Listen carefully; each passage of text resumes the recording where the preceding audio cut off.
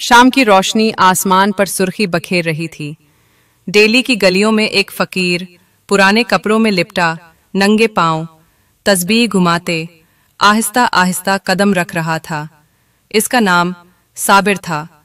वो निहायत खामोश तबा, साबिर मिजाज और आजिज इंसान था।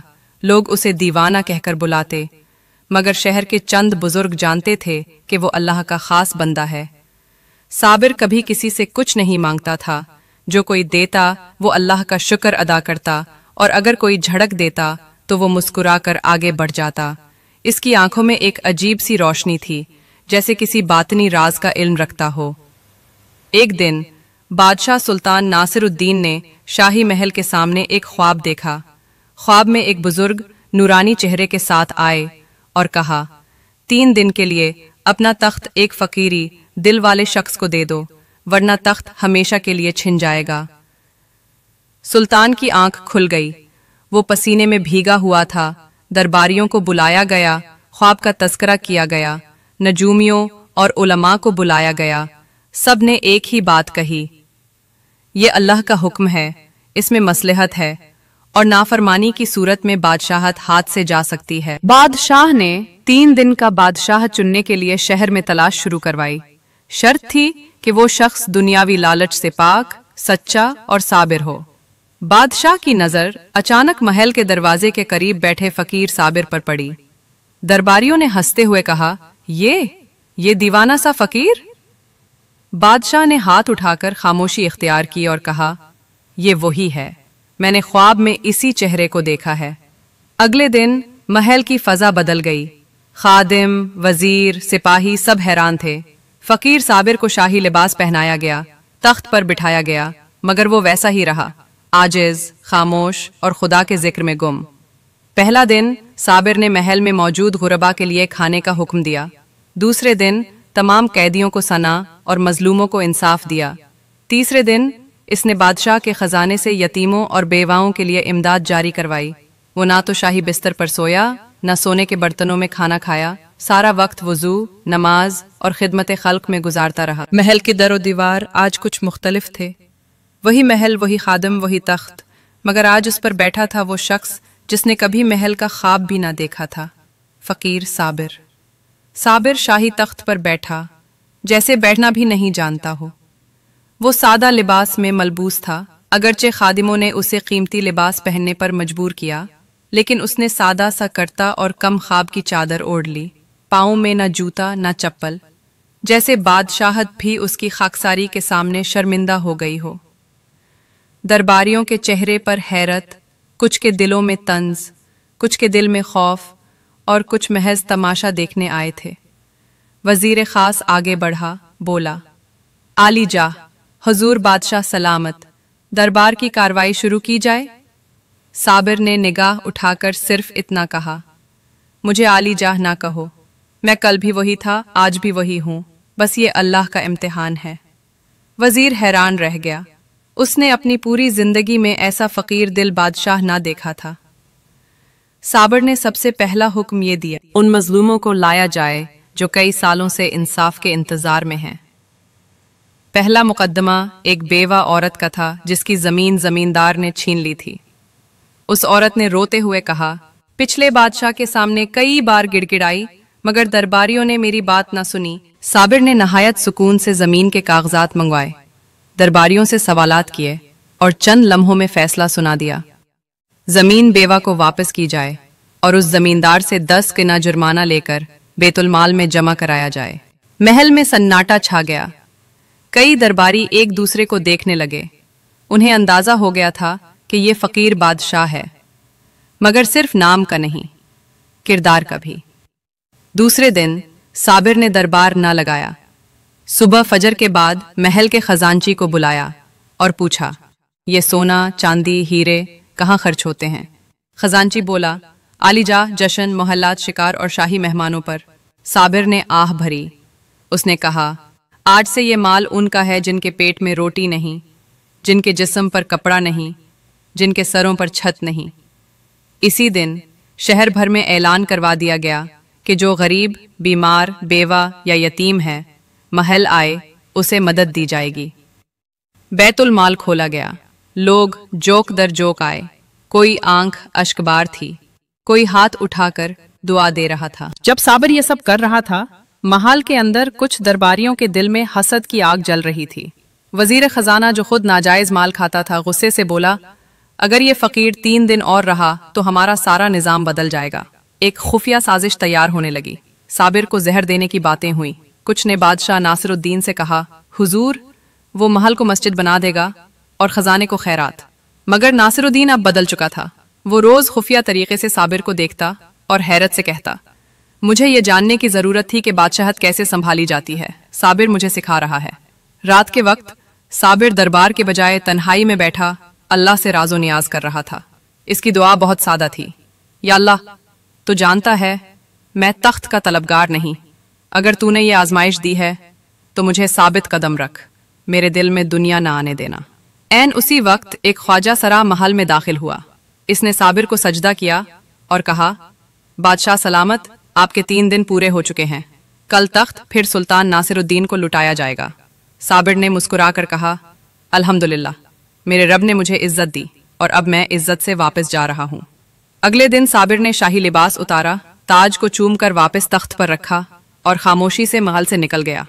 वो फिर वही फकीर बन गया, मगर इस बार लोग उसे फकीर नहीं बल्कि अल्लाह का वली कहते थे। महल की फजा एक बार फिर खामोश थी, मगर इस खामोशी में कुछ बदल चुका था।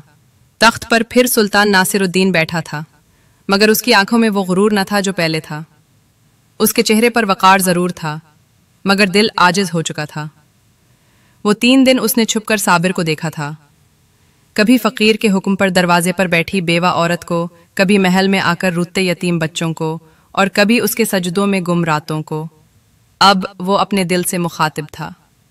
मैंने सारी जिंदगी तख्त को ताकत समझा, माल को वकार और शोहरत को कामयाबी, लेकिन उस फकीर ने 3 दिन में मुझे सिखा दिया कि असल बादशाह वो होता है जो अल्लाह का बंदा हो, ना कि बंदों का मालिक।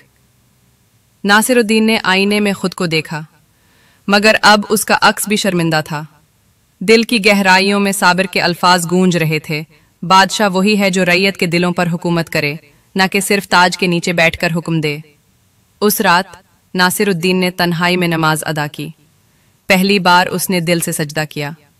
वो रो रहा था, तौबा कर रहा था और रब से कह रहा था, या अल्लाह, तूने मुझे मौका दिया, मुझे माफ कर दे। अब मैं वही बादशाह बनना चाहता हूँ जैसा तेरा साबिर बंदा था। अगली सुबह महल के दरवाजे खुले तो सब हैरान रह गए। बादशाह ने तमाम वुज़रा, दरबारियों, सिपा सालारों और अमीरों को जमा किया और दरबार में बैठकर ऐलान किया, आज से ये सल्तनत सिर्फ मेरी नहीं, रैयत की भी है। हर यतीम, हर बेवा, हर मजलूम का हक इस खजाने में है। अब महल का दरवाजा अमीरों से ज्यादा गरीबों के लिए खुलेगा। सब खामोश थे। किसी ने सोचा भी न था कि 3 दिन की तब्दीली इतनी गहरी होगी। बादशाह ने वजीर खजाना को हुक्म दिया, तमाम खुफिया हिसाबात आम किए जाएं और जो भी खजाने में खयानत करेगा वो सजा का मुस्तहिक होगा। वही वजीर जो साबिर के खिलाफ साजिशें करता रहा था, पकड़ा गया। सुल्तान नासिरुद्दीन ने कहा, मैं 3 दिन फकीर के दरबार में था, अब तुम मेरे इंसाफ के दरबार में हो। कई दिन बाद सुल्तान नासिरुद्दीन खुद उस बस्ती में गया जहां साबिर फकीर दोबारा अपने सादा झोंपड़ी में रह रहा था। उसके हाथ में फूलों की माला थी और आंखों में अदब। वो साबिर के कदमों में बैठ गया। मुझे माफ कर दो, तुमने मुझे जिला दिया। तुम ना होते तो मैं सिर्फ नाम का बादशाह रहता, दिल का नहीं। साबिर ने सर झुकाकर फकत इतना कहा, मैं कुछ नहीं हूं, सब अल्लाह का करम है, मगर अगर तूने दिल से तौबा की है तो रब तुझे सच्चा बादशाह बनाएगा। बादशाह ने झुककर उसका हाथ चूमा और वापसी पर बस्ती के कई लोगों को महल में बुलवा लिया। उनके लिए रोजगार, रिहाइश और इज्जत का इंतजाम किया। महल में अब वही दरवाजे थे, वही ताज, वही तख्त, मगर हर चीज का मिजाज बदल चुका था। अब महल में अजान की आवाज गूंजती थी, बैतुल माल के दरवाजे खुले रहते और रैयत अपने बादशाह से डरती नहीं, मोहब्बत करती थी। सुल्तान नासिरुद्दीन ने एक कदबा बनवाया और दरबार की दीवार पर लगवाया, जिस पर लिखा था, बादशाही 3 दिन की थी मगर सबक उम्र भर का। बादशाह नासिरुद्दीन के महल में अब रोशनी थी, अदल था और अल्लाह का खौफ। रैयत खुश थी, वजीर ईमानदार हो चुके थे और बैतुल माल से रोज मोहताजों की मदद हो रही थी। सब कुछ ठीक हो रहा था, मगर बादशाह का दिल अब भी किसी के लिए बेचैन था। वो शख्स जिसने उसे जगाया, जो तख्त पर आया और बना कुछ लिए चला गया, साबिर फकीर। नासिरुद्दीन अक्सर तन्हाई में उसका जिक्र करता, उसकी बातें दोहराता, उसके जुमले याद करता। बादशाह वही होता है जिसका दिल अल्लाह के लिए धड़के। एक दिन बादशाह ने दरबारियों से कहा, मुझे साबिर की असल जिंदगी जाननी है। वो कहाँ से आया, उसका माजी क्या था, कोई उसे जानता क्यों नहीं। दरबारी हैरान रह गए, किसी के पास उस फकीर का माजी न था। वो बस एक दिन आया, मस्जिद में बैठा, तस्बीह की और शहर का हिस्सा बन गया। बादशाह ने हुक्म दिया, मुल्क भर में साबिर के बारे में तहकीक करो। जो उसका माजी लेकर आएगा उसे इनाम मिलेगा। एक बुजुर्ग आलिम जिन्होंने साबिर के साथ कई बार वजू किया था, महल में आए।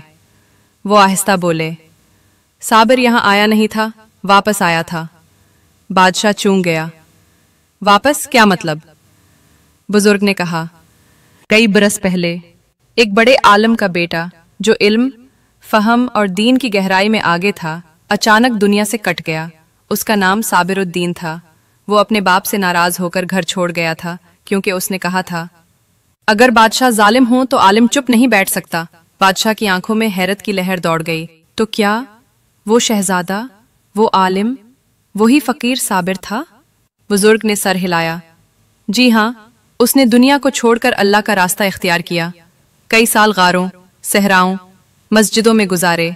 न नाम रखा, न निस्बत, सिर्फ रब से ताल्लुक रखा। नासिरुद्दीन का दिल मजीद झुक गया।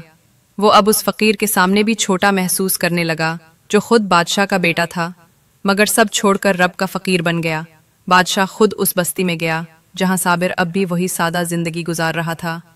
इस बार नासिरुद्दीन अकेला गया, बगैर हाथी, बगैर फौज। उसने साबिर के कदमों में बैठकर आहिस्ता से कहा, ऐ बादशाहों के बादशाह, आप ही असल वली हैं। आपने सब कुछ पाया और छोड़ दिया।